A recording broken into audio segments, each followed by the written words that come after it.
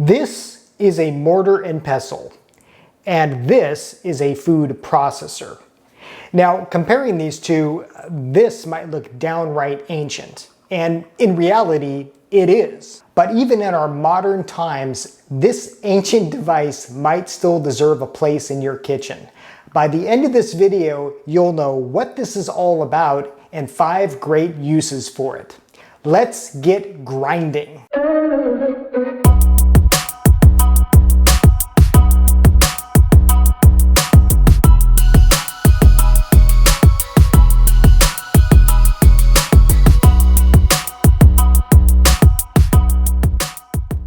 Hello and welcome to I Wanna Cook. My name is Chef Matt and this channel is all about helping you be a better cook. And yes, today's topic is the humble mortar and pestle. Now, as its name suggests, this device actually has 2 components.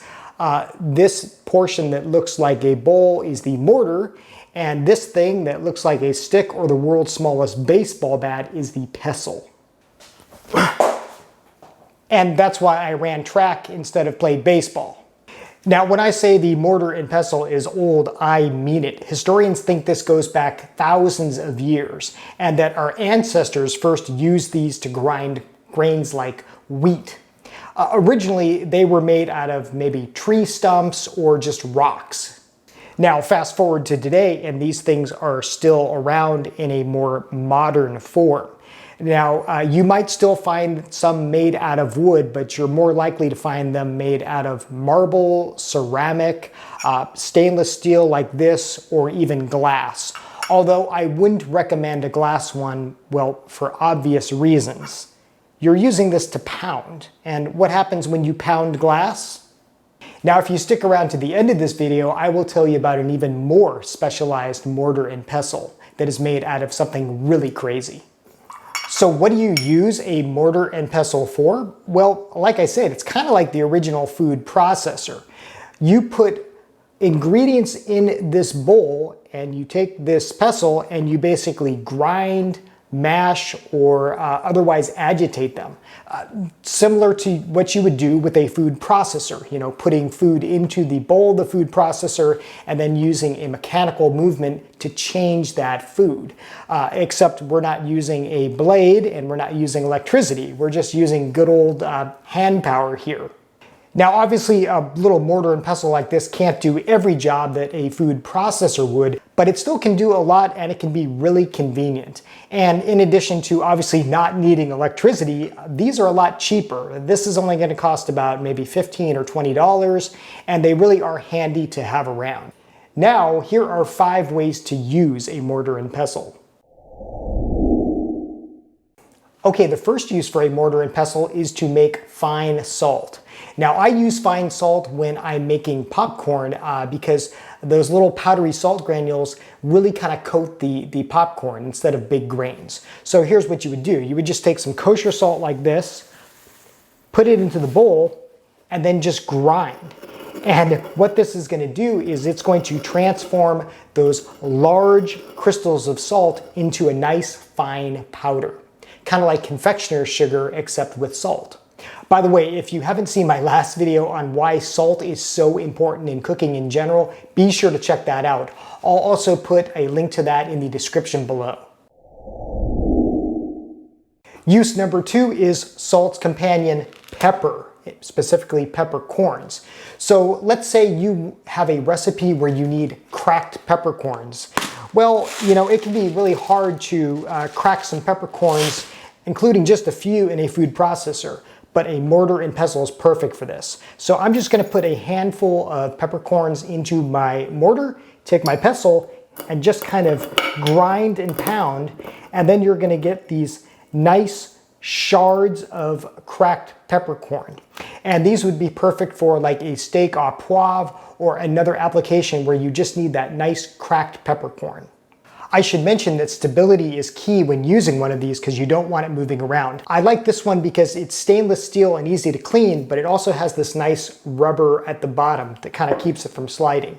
If your mortar and pestle does not have that, you can always just use a kitchen towel, put the mortar right on top of that, and that's going to keep it from moving it around. A third fantastic use for a mortar and pestle is to mottle herbs.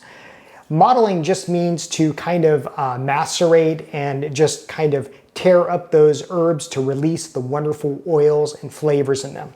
So let's say you're making a cocktail and you need mottled mint.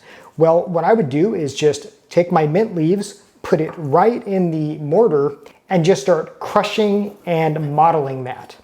Now here's a pro tip. You can also use an abrasive like some sugar. And in addition to lending some extra sweetness to your herb mixture, this sugar is going to act kind of like culinary sandpaper, and that's going to help really mottle this mint. I wish that you could smell this. It is so fragrant. Our fourth fantastic use for a mortar and pestle is to make garlic paste. So earlier I took some garlic and I took the husk off, and now I'm just going to place them in my mortar, take the pestle, and just start smashing. And here again, if you can use an abrasive, this will work even better. The abrasive is going to be some coarse kosher salt, and of course that's going to help really pop flavor.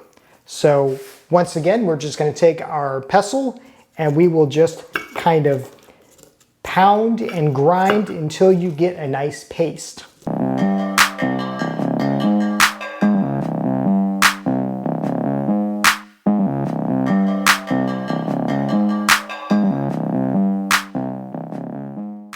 By the way, a mortar and pestle is a great tool if you're trying to get your kids to help you to cook.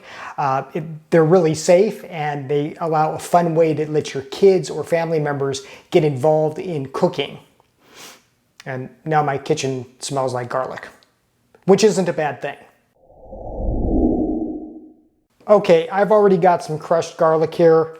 I just happen to have some basil, olive oil, Parmesan cheese, and pine nuts. You know where this is going.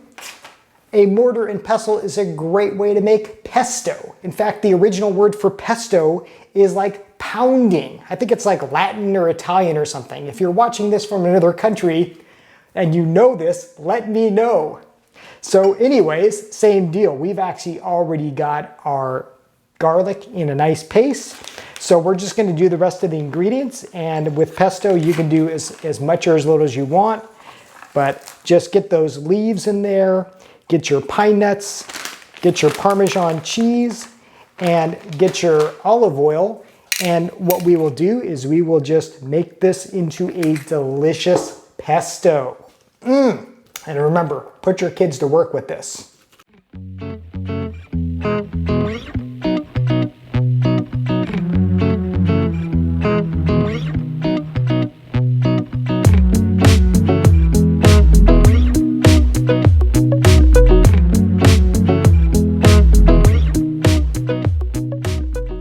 And we now have fresh pesto.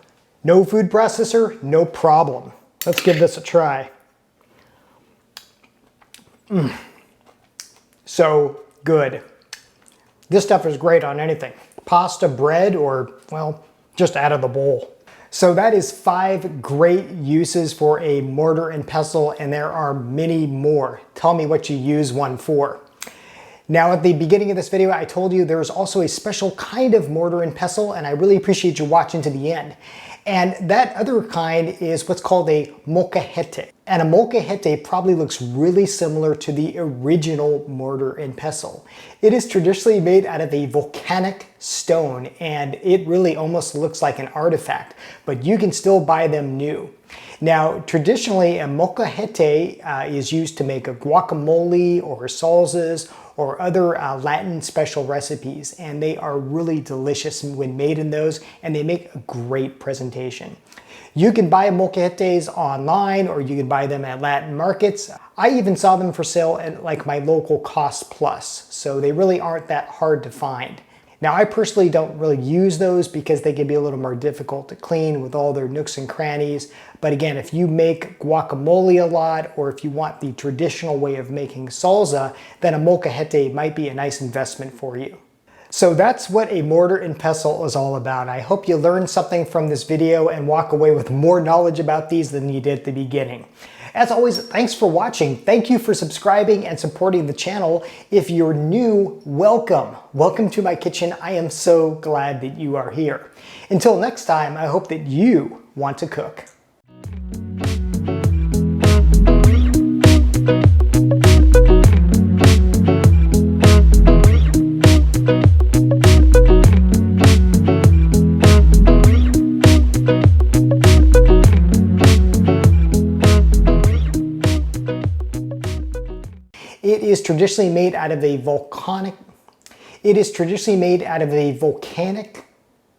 It is traditionally made out of a volcanic stone, and it really almost looks like an artifact.